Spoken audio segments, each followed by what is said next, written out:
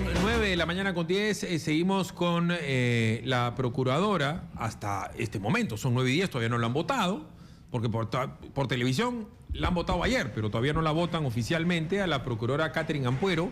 Y estamos en línea con el vocero de la bancada de Fuerza Popular, el señor Héctor Becerril, no para preguntarle de Kenji o Keiko, que seguramente debe ser un problema mayor para algunos. Es para preguntarle con lo que está sucediendo. La han votado a Julia Príncipe y ahora la quieren votar a Catherine Ampuero por defender los intereses del Perú. Y el gobierno, léase PPK y la señora Marisol Pérez Tello, están defendiendo la caja de Odebrecht. ¿Qué tiene que decir el fujimorismo al respecto, Héctor? Totalmente inaceptable, indignado por el accionar de este gobierno.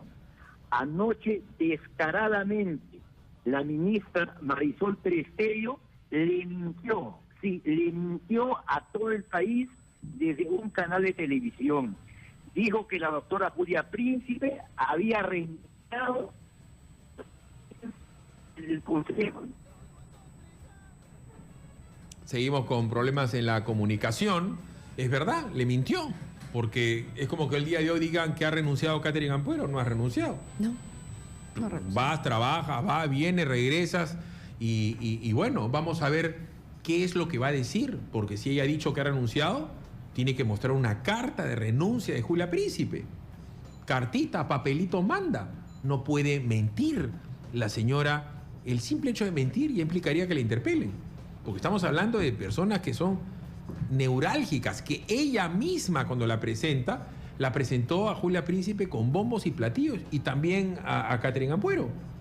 Sí, lo recuerdo. ¿Cuántas veces ha tenido conversaciones Catherine Ampuero con la ministra, o con la ministra no conversa? Nunca he sostenido ninguna conversación con la ministra. A ver, estamos otra vez con Héctor Becerril, pero siga, Héctor. Sí, decía que es inaceptable que anoche la ministra Marisol Pérez Tello, desde un canal de televisión, le mintió a todo el país diciendo que la doctora Julia Príncipe había renunciado a la presidencia de la defensa jurídica del Estado. Esa mentira queda rubricada con la resolución suprema el día de hoy, donde la cesan y no hacen mención a ninguna renuncia. Acá lo que ocurre es que la procuradora Ampuero ha sido incómoda al gobierno porque pidió que se investigue a Pedro Pablo Kuczynski, porque una empresa relacionada a él habría recibido dinero de Odebrecht.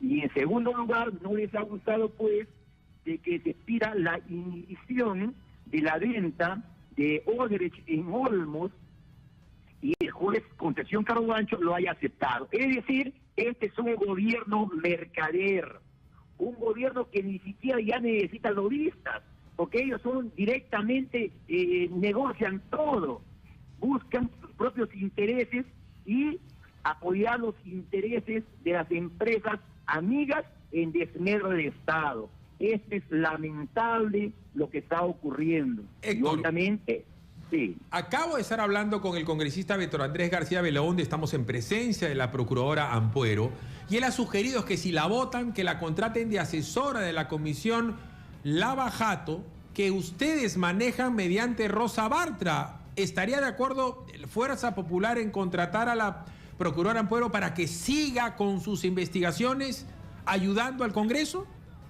Yo creo que sería muy importante contar con ese valioso apoyo, dado la gran experiencia que tiene en estas investigaciones y están metidas en ellas.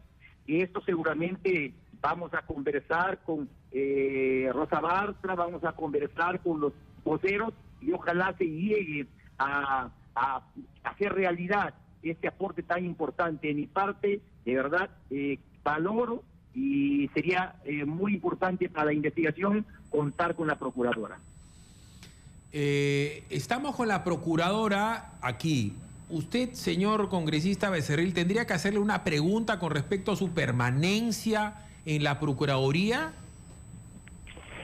Yo lo que tengo conocimiento y me gustaría que ella lo rubrique es que ya desde hace por lo menos un mes atrás, un poco más, la ministra Marisol Pérez Tello le estaba pidiendo ya a la doctora Julia Príncipe que cese a la doctora Ampuero. Entonces, como ella no aceptó, en realidad era un ardid para finalmente liquidar también a la doctora Julia Príncipe. Permíteme decir, Philip, recordar cómo llega la doctora Julia Príncipe a ese gobierno. Llega después del escándalo del asesor Carlos Moreno Chacón, cuando ese gobierno quiso lavarse la cara. La llevaron para lavarse la cara y ahora que no acepta seguramente pues ciertas situaciones anormales la quieren sacar.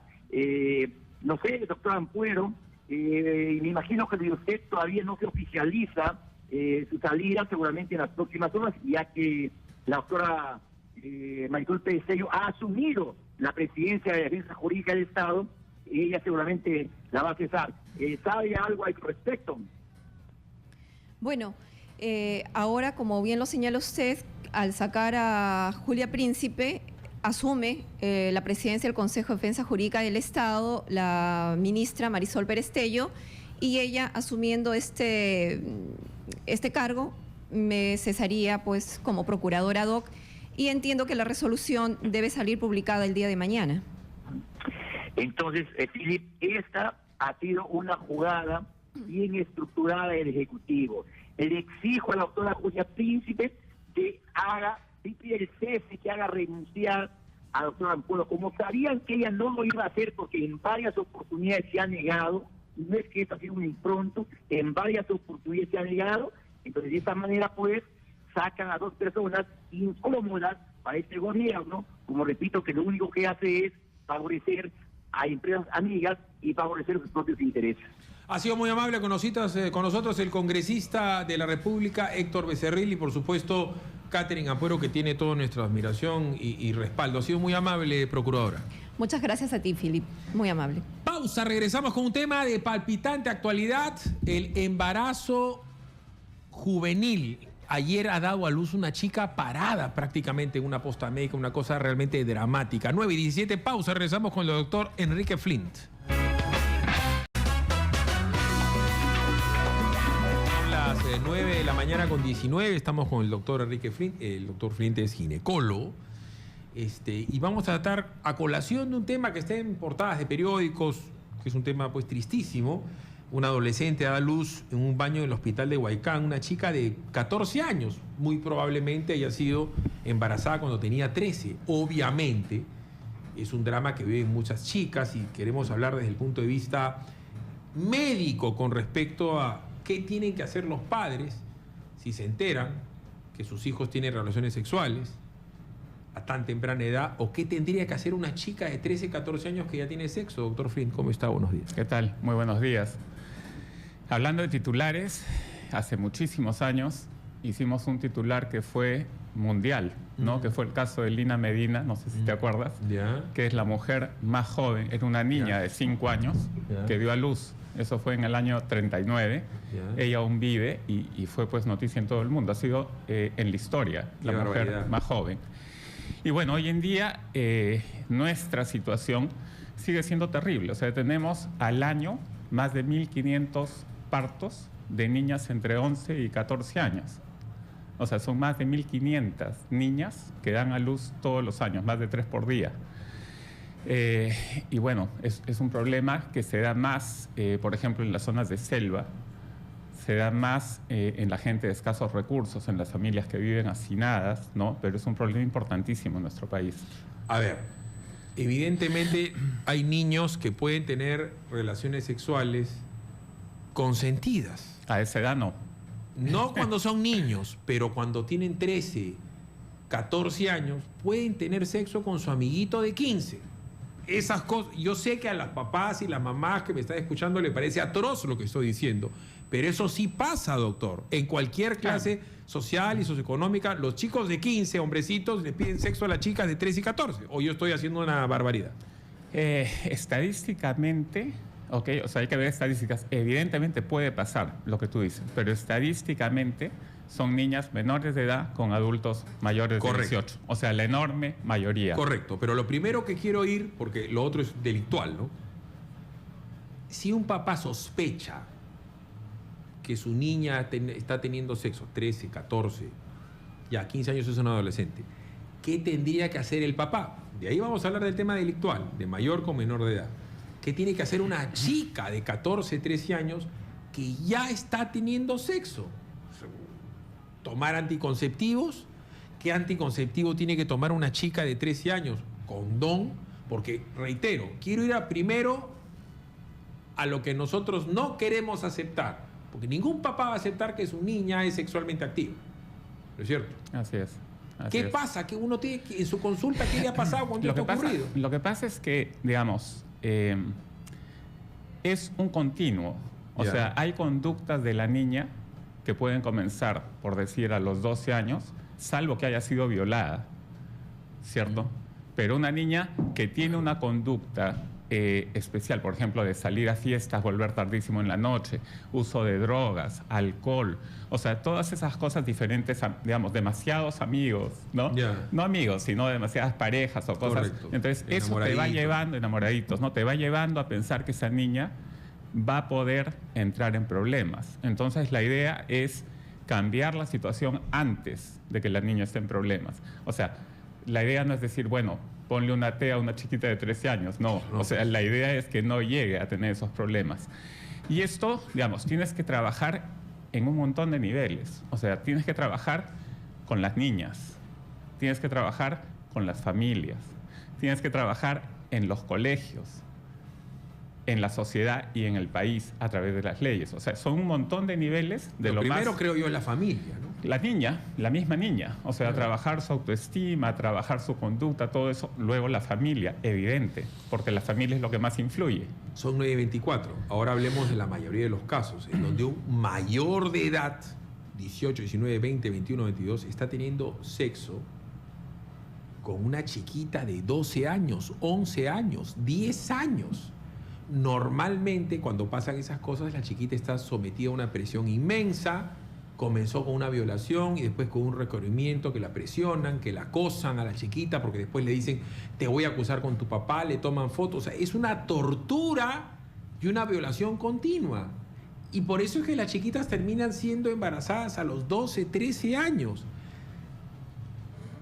Número uno, ¿qué cambios en la conducta de la chiquita pasa de lo que usted sabe, ¿no es cierto? Y de ahí qué cambios ginecológicos pasan con una chiquita que comienza a tener sexo a los 13 años o 12 años. Y el problema es que muchísimas veces, también por estadística, la persona que está ejerciendo ese tipo de violencia contra la niña es una persona muy cercana. O sea, papá, puede ser o tío. Papá, hermano, tío, o de repente hasta el profesor o otra persona que tenga influencia sobre la niña. Como este policía maldito de... Así es, ¿no? Entonces es gente de la cual tú nunca sospecharías. Claro. ¿No? Entonces es más difícil. Ahora, la niña tiene cambios de conducta. Ninguna niña soporta eso y se mantiene normal, con buenas notas, feliz. No. O sea, empieza a deprimirse, las notas empiezan a bajar, se retrae. Entonces, si tú ves esos cambios de conducta, tienes que tratar de averiguar por qué están ocurriendo. Una vez que sucede, no es lo mismo una mujer en su plenitud del desarrollo interno, de todos sus órganos reproductores, que se lo voy a preguntar en qué edad ya está absolutamente completo todo la probabilidad del desarrollo de la maternidad de la mujer, madura, si cabe el término, como para poder soportar el estrés físico que implica tener un hijo. Porque no creo que sea lo mismo una chica de 12 que una chica de 18, una de 18 que una de 20, ¿o sí? Claro, no es lo mismo y en realidad no estamos hablando solo de llegar a ser mamá, porque muchísimos de estos casos, probablemente la mayoría, terminan en abortos. Solo que no hay registro porque el aborto es ilegal, ¿no? Pero los que llegan a la maternidad, que hemos dicho que son casi 1.600 en un año, es la minoría. Claro. ¿No? Se supone que la mejor edad para salir encinta es a partir de los 20 años. 20 años. 20. Y si tú te vas hacia atrás, o sea, 20, 19, 18, o sea, cuanto más bajes, mayores son los riesgos que puede tener la ¿Cuáles mamá, son los riesgos de un embarazo adolescente o juvenil? Tienes riesgos para la mamá y tienes riesgos para el bebé. Entonces, para la mamá tiene más riesgo de tener abortos, de tener problemas con la presión arterial, de tener parto prematuro o parto inmaduro, es decir, que nazca antes de tiempo, de tener bebés de bajo peso, o sea, que el bebito, digamos, nazca, por decir, 37 semanas, su peso debería ser tanto, pero no, nace con menos. Tienes mayor riesgo de que no se cuide lo suficientemente bien durante el embarazo. ¿Por qué? Porque lo más probable es que al comienzo lo esconda. Entonces, si lo está escondiendo, no tiene controles y no se le dan las vitaminas que debería tomar. Tiene mucho más riesgo de anemia, ¿no? Entonces, hay un montón de riesgos, ¿no? Y estos se van magnificando cuanto más pequeña es la niña. Además, hasta donde no tengo ninguna evidencia ni estadística, ¿no? Pero normalmente cuando una chiquita sale embarazada se dan cuenta pues en el tercer mes, ¿no? Porque al sexto. Al sexto, ¿no? Porque no desarrolla una panza muy grande. Porque nadie lo espera. Porque además, nadie lo ¿no? espera. Pero Entonces aparece con una pancita y la chiquita de repente está comiendo mal, mientras que a una mujer le dan sus vitaminas, la típica del ácido fólico, le hacen los controles. Además, desde la primera consulta, tú ves cómo está su hemoglobina, su hematocrito, si está anémica, si tiene algún tipo de infección urinaria, ¿no? En cambio, la otra no tiene ningún control.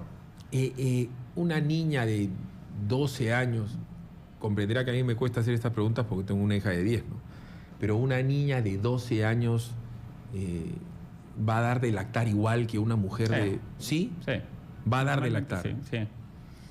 Ya. Pero, digamos, el bebé que nace de una niña así tiene muchísimo más riesgo, ¿no? De muerte prematura, Pero si no tiene senos, doctora, una chiquita de 11 años de repente no tiene... No, pero está más desarrollada, por eso salió en cinta, desarrolla y sí puede dar. Ya, pero igual la calidad de su leche, o sea... En eso no es el problema. Ese no es el problema. Ese no es el problema. ¿Y por qué podría tener muerte súbita un chiquito? No, justamente porque vienen de una mamá que no se ha cuidado suficientemente bien, normalmente puede nacer prematurito o de bajo peso, y todas esas cosas van a hacer que tenga mayor riesgo de muerte súbita, de parálisis cerebral, de retraso mental, de malformaciones cuando la mamá es muy chiquita, ¿no? Es una serie importantísima de riesgos. Acá en la portada del Ojo dice: Ministerio de Salud culpa a Rebeca Rivera por inducir parto con brebaje.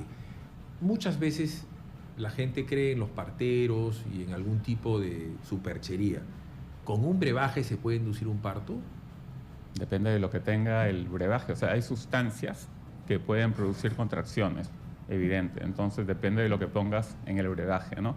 Ahora, es importante también que por lo menos 1/3 de estas adolescentes que dan a luz, ¿okay? Sobre todo cuando son menores, dan a luz fuera de hospital. Entonces, muchas veces ni siquiera tienen la atención adecuada en el momento del parto. Y si el bebé encima nace prematuro, que requiere mucho más atención, tiene más riesgo pues, de ir mal. 9:30 de la mañana, pausa, regresamos. Philip Butters en Exitosa. El doctor Enrique Flynn, con respecto al embarazo infantil, para mí una persona de ser humano de 11, 12 años es un infante para mí. Pero en fin, seguramente la terminología médica pueden hablar de adolescentes y de preadolescentes si quieren. Pero ¿y qué pasa cuando una chica de 15 años, 16 años está embarazada? O que el papá se las huele. Reitero, he tomado las 9:35 de la mañana para decir esto para que ya nadie se pueda ofender, ¿no? Pero uno tiene que ser práctico en la vida. Muchas veces en contra de tus propias creencias o de tus propias comodidades o incomodidades. Porque puede estar el caso que tu hijo también está teniendo sexo con su enamorada y tienes que sentar a hablar con tu hijo. Porque el papá ahora lo escucha, lo chatea, se meten en el cuarto, se te borra la hija, te llega tarde 3, 4 veces seguidas y ya. ¿Qué hacer cuando la chica está teniendo relaciones sexuales 14, 15, 16 años y cuando sale embarazada como consecuencia de ellas? Bueno, cuando sale embarazada ya no te queda nada salvo apoyarla lo más que puedes, ¿no? O sea, que todo el entorno familiar se junte, la apoye, le dé soporte emocional, económico, de todo tipo, llevarla al médico, que tenga los mejores controles posibles. O sea, no te queda otra. Pero la idea es que no llegue a eso. O sea, uno debe tener bebés cuando quiere. La familia debe ser planificada, ¿no? Y eso en la adolescencia casi no ocurre. O sea, la enorme mayoría son embarazos no deseados. ¿no? O sea, al final los puedes tener, pero no han sido deseados. Entonces, el trabajo debe comenzar antes. O sea, uno debe tratar de evitar que la niña llegue a eso.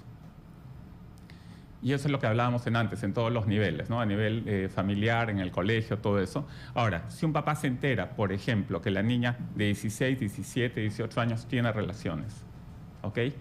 Entonces, hay dos cosas importantes. La primera, de lo que estamos hablando, que no salga embarazada, para que no tenga, digamos, después el dilema si aborta, no aborta, cómo va a tener su hijo, todo eso terrible, ¿no?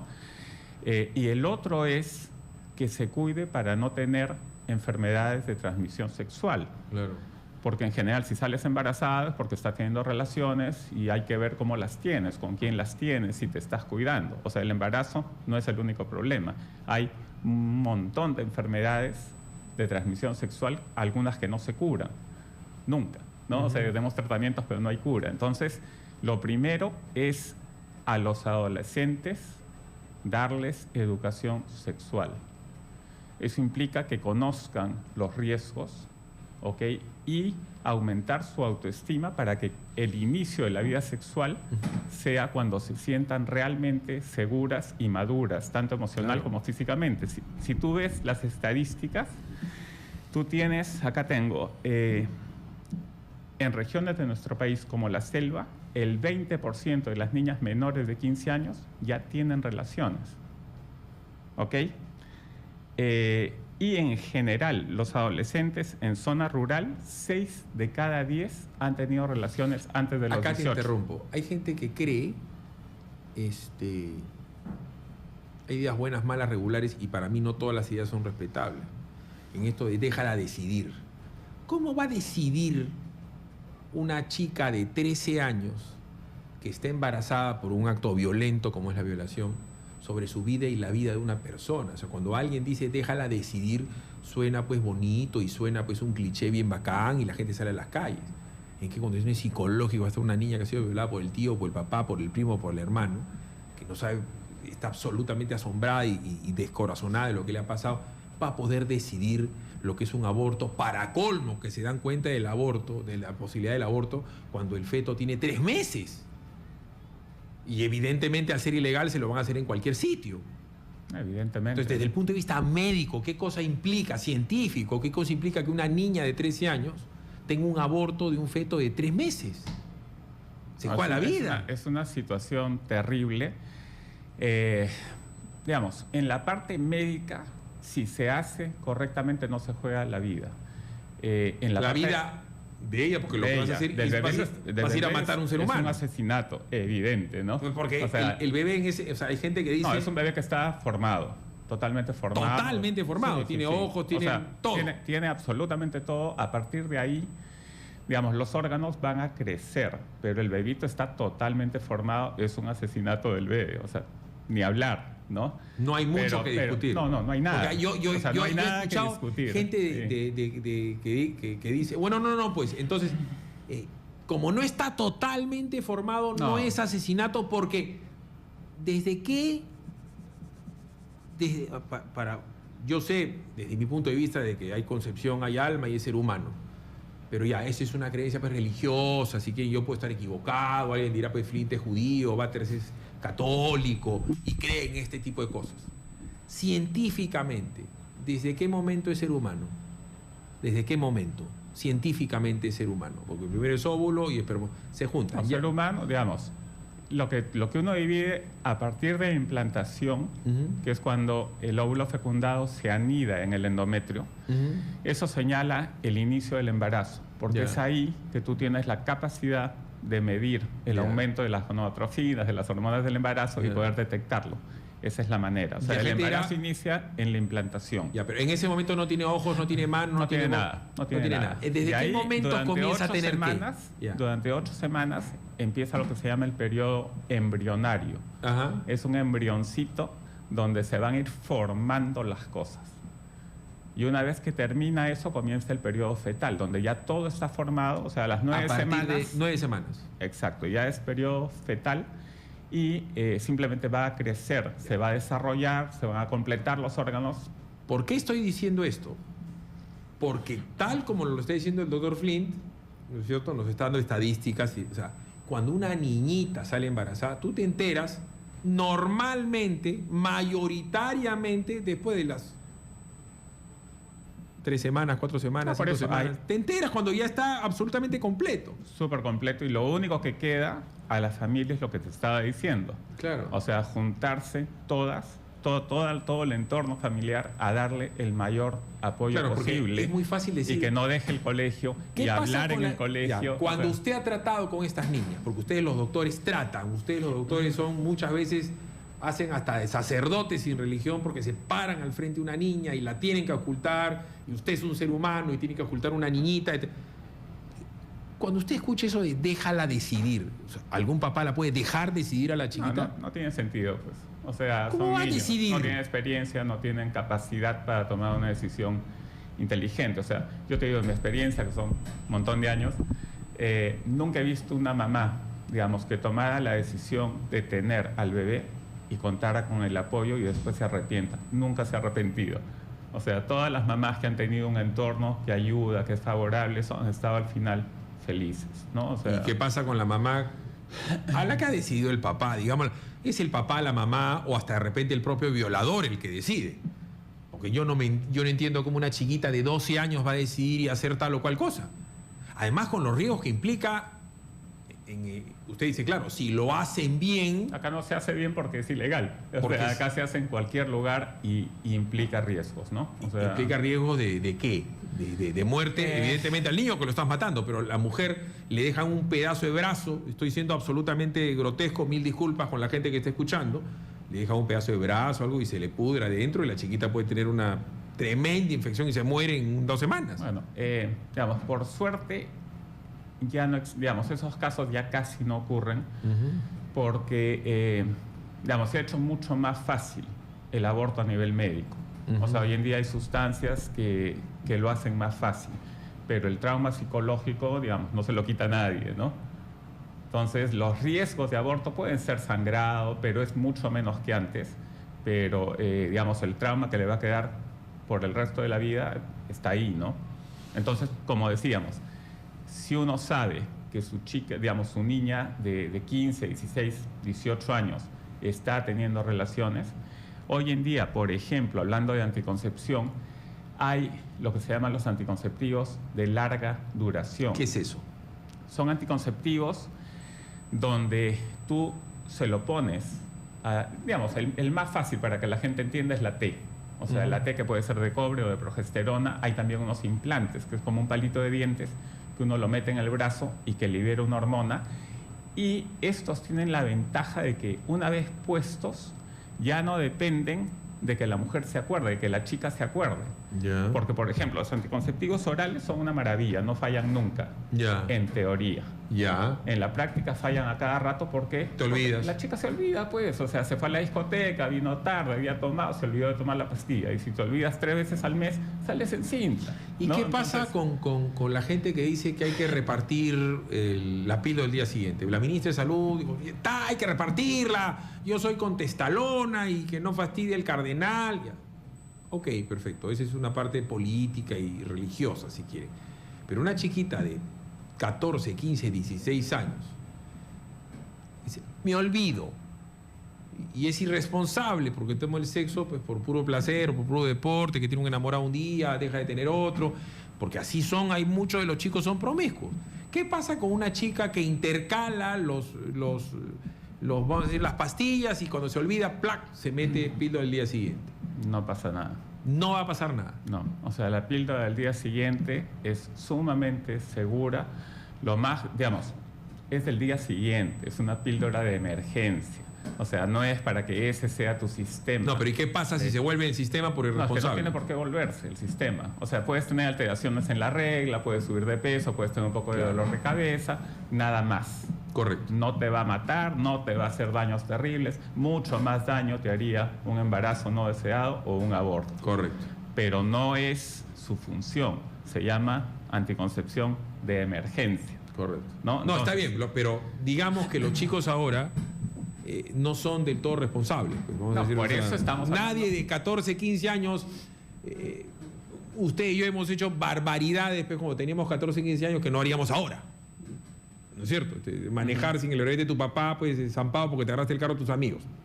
Ya, o sea, eso antes así, hoy pues te meten preso. Bueno, si tú sabes que tu niña de 15 años ha tenido una relación sexual ayer, aparte de tener que conversar horas con ella, porque, ¿no? Claro. O sea, entre dejar que eso siga a un embarazo no deseado, con todos los riesgos de Correcto. eso, es mejor la anticoncepción de emergencia. 9 de la mañana con 46, hoy hay un plantón, en unos minutitos comienza, hay huelga médica. O sea, este es un país que está con unos problemas muy graves y muy serios. O sea, esta señora que está en la portada de El Ojo, se ha quejado de que su niña ha dado a luz en un baño de una posta. Llegó al baño de la posta. ¿Cuánta gente, desgraciadamente, en el mundo rural no llega ni a la posta? Y peor aún si es una niña la que da a luz, con la partera, con lo que sea. Estamos en un país inmensamente complejo. Sí, o sea, y en realidad eso no tenemos que decirle nosotros a los que nos escuchan, porque cualquiera de los que nos está oyendo, si es que ha ido a un hospital a querer sacar una cita, sabe lo complicado. Pero parece que la ministra no ve. O sea, es acá, en nuestros hospitales. Yo le he enseñado a Enrique, que es doctor y que trabaja seguramente en un consultorio con todas las facilidades y que cuando ha atendido partos tiene todas las facilidades.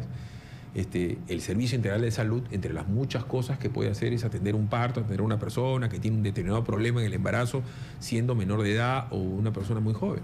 Entonces, al día, cerca de 100.000 personas no son atendidas. ¿Cuántas de esas personas que no son atendidas son gente que tiene un embarazo de repente complicado?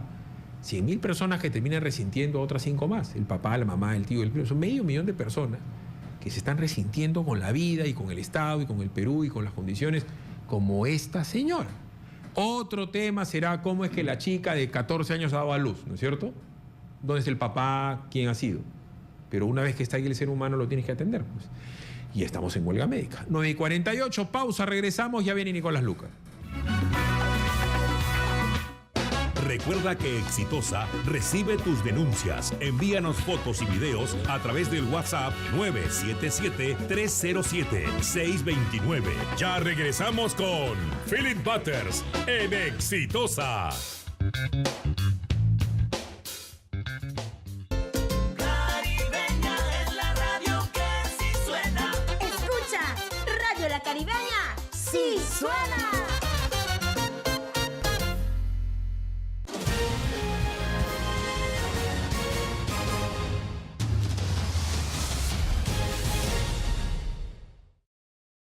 Exitosa te mantiene informado las 24 horas del día. Los acontecimientos más resaltantes del Perú y el mundo, analizados por el mejor staff de periodistas: Nicolás Lucar, Rosana Cueva, Philip Butters, José Rocha, Gonzalo Núñez, Manuel Rosas, Carlos Alberto Navarro. Exitosa te informa con la verdad.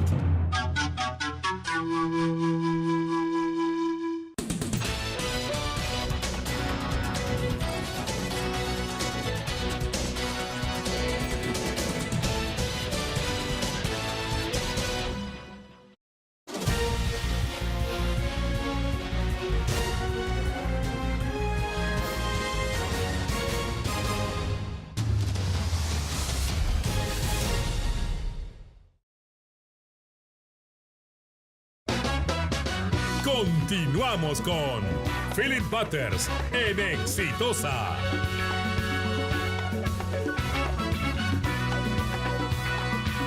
Estamos conversando con el doctor Flint y ya está con nosotros Nicolás Lucar del tema, bueno, que está en una portada de un periódico, pero que ha estado en todos los noticieros, del embarazo de una niña de 13 años y a los 14 ha dado a luz en una posta médica. Estamos en una huelga médica en donde no hay nada en los botiquines, es decir, no hay ayuda en absoluto, ni de dispositivo de emergencia, ni de píldora, ni atención, ni nada, Nicolás. Es una situación caótica en donde hay niñas, cuando menos 1.600, que van a dar a luz y ya, no hay pero, ni quien las atienda. Pero eso te lleva directamente a no solo a la responsabilidad del Estado con respecto a los temas de prevención, de información, sino la carencia total de educación sexual en el Perú.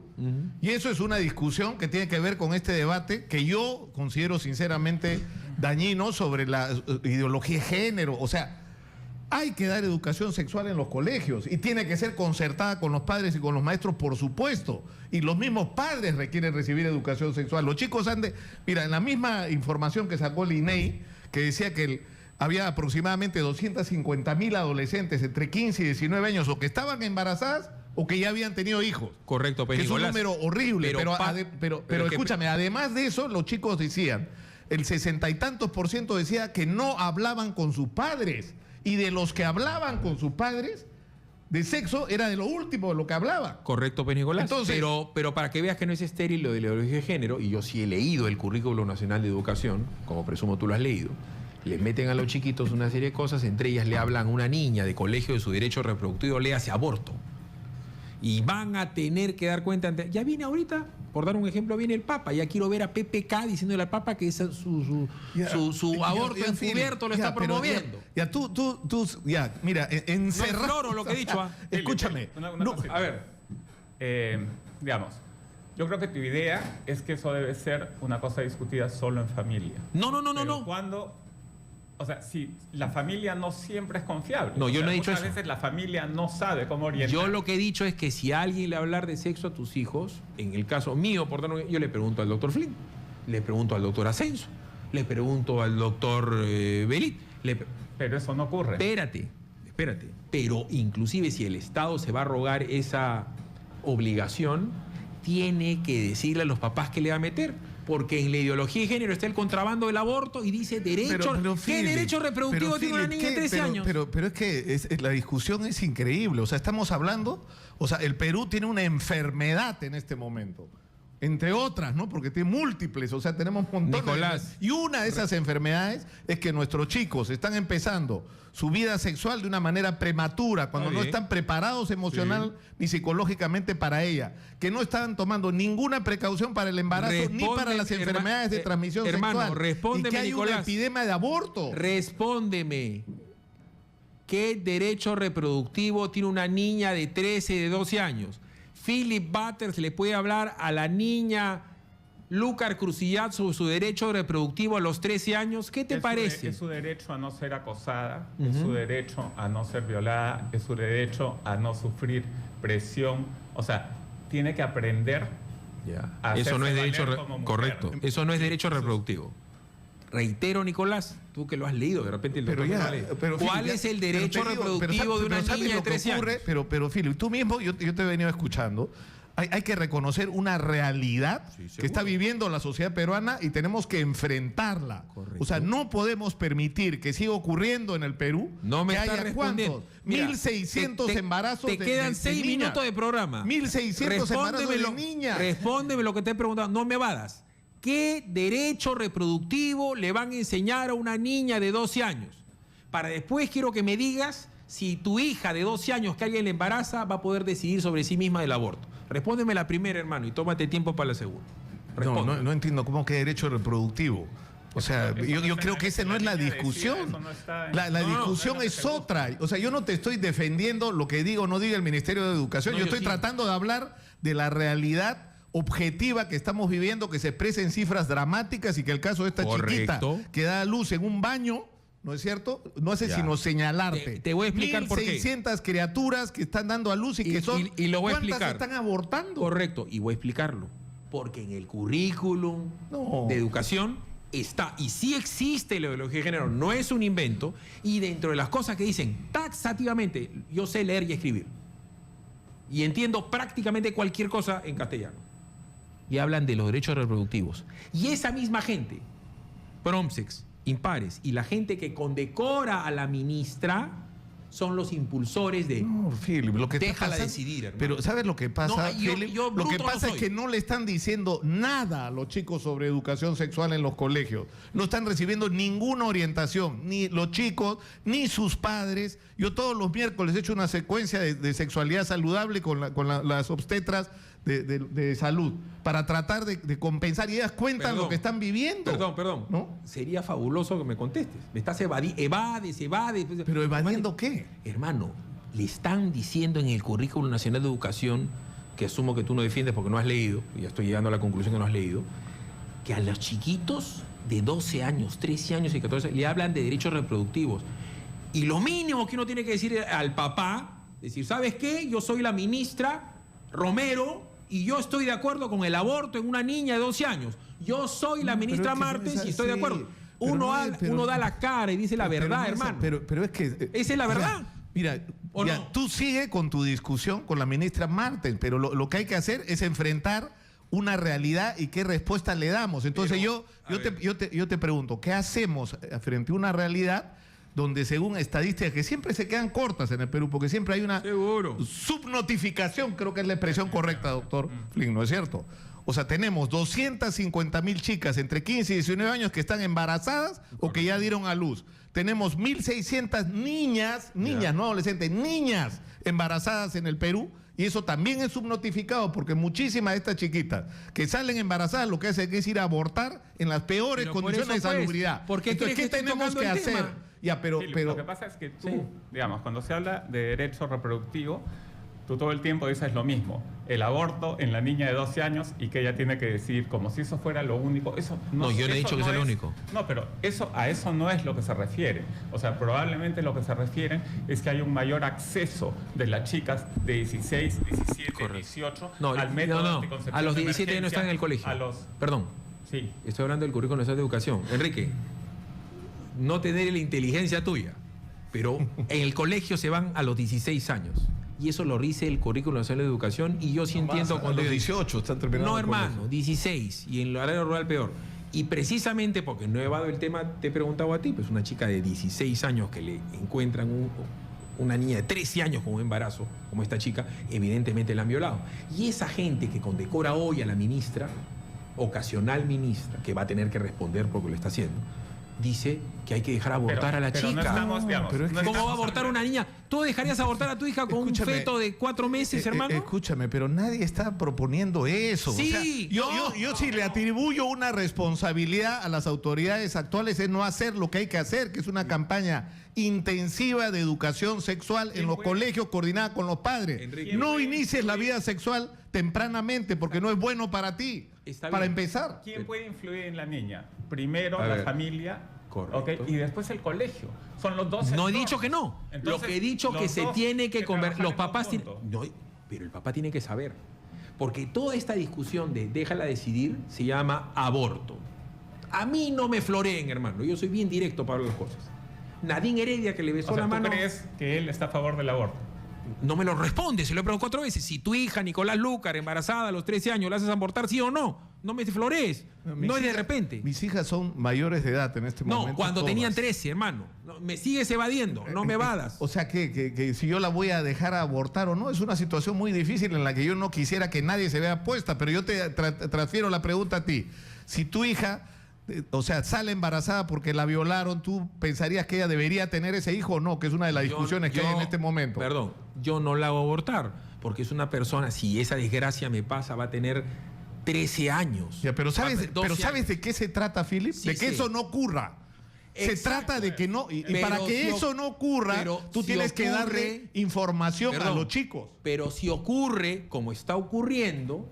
A mí no me van a venir a decir todos estos colectivos que ponen plata y que dan coimas encubiertas vía ONGs a ministros, viceministros, a yayeros y de periodistas que no dicen las cosas claras. Hay que decir las cosas claras, porque yo no he llevado el tema y lo he invitado al doctor Flynn. Sí, pues, pero Philip, es que la discusión está de cabeza. Yo creo que la discusión es otra.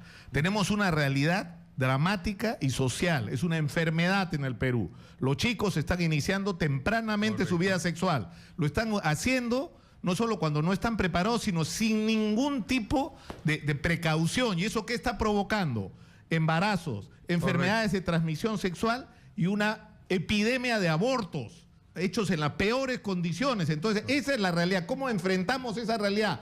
Con educación, con información. Y en determinado momento, cuando los chicos tengan la edad, ¿me entiendes?, que corresponda con tener acceso a los métodos de anticoncepción para tener una vida sexual que no termine ni en un embarazo no deseado, ni en un aborto, que sería lo peor. Información consultada con los papás sin contrabando y con transparencia. Así estamos de acuerdo. Pero por supuesto. Ya, no ha sido eso lo que ha pasado. No está pasando, Philip. No. No está pasando. No, perdón. Eso es lo que no ocurre Nicolás, en este momento. el Currículum Nacional de Educación lo han hecho a espalda de los papás y eso es inadmisible. Inadmisible. Ya, está bien. Así de sencillo. No me digas, está bien, está mal. No, ¿Cómo está bien? Está mal. Está bien, ¿Cómo está bien? Está bien, sigue con esa discusión. Pero te digo, el problema que tenemos es otro. Yo creo que las autoridades educativas no están haciendo lo que deberían hacer frente al drama del que ustedes han estado hablando rato. Correcto. No podemos aceptar que haya 1.600 criaturas embarazadas. Nicolás, te estás robando a ti mismo, son 10 de la mañana con 1 minuto. Yo le quiero agradecer al doctor Flynn por estar con nosotros. Y te dije, así como tu papá cuando Yo te dije, cabezón. Que le iban a votar a la Julia Príncipe. Escúchame, Philip, tú y yo deberíamos hacer un programa, el Sabelón y el Cabezón. Sería un éxito, ¿eh? 1 hora peleándonos los dos sería así. Porque hay cosas en las que estamos de acuerdo. Perdón. O sea, por ejemplo, esto que está pasando, de lo que vamos a hablar las próximas 2 horas de mi programa, o sea, se chifaron a Alarcón. Y no me vengan con historias, hablemos claro. A Alarcón se lo chifaron porque no pasó por el aro. Y lo que quieren es un contralor que pase por el aro, que diga, porque si Alarcón decía chicheñó a lo de Chinchero, ahí seguiría. Estaría sentadito ahí en su oficina. Y ahora están votando a las procuradoras. Te dije lo de Julia Príncipe. Te dije lo de la en ese punto estamos de acuerdo. Mira, Phil, te doy la mano. En ese punto estamos de acuerdo. Lo otro, nos seguiremos peleando. Está bien. Vamos a la pausa. Pero hagamos eso aquí, que Está bien. Sabelón versus Bigotón. Ahora quiere que yo le pare la olla. O sea, le doy la primicia. Porque primicia da, doctor Flynn, primicia es el que da primero la noticia. Sí, yo le digo antes que pase. Eso no es cualquier cosa. Eso no es cualquier cosa. Es brujo. Soy del norte. ¿De dónde es usted, doctor Flynn? De acá. De acá, limeñito. ¿Tú de dónde eres? Yo de Lima. Y Tuquito, limeñito, que ataca a la SUNAT, como diría Elian Carlos. Vámonos a la pausa y regresamos con lo que queda de Nicolás Lucar y ya su aburridísima y manida casaca negra. Pausa, regresamos.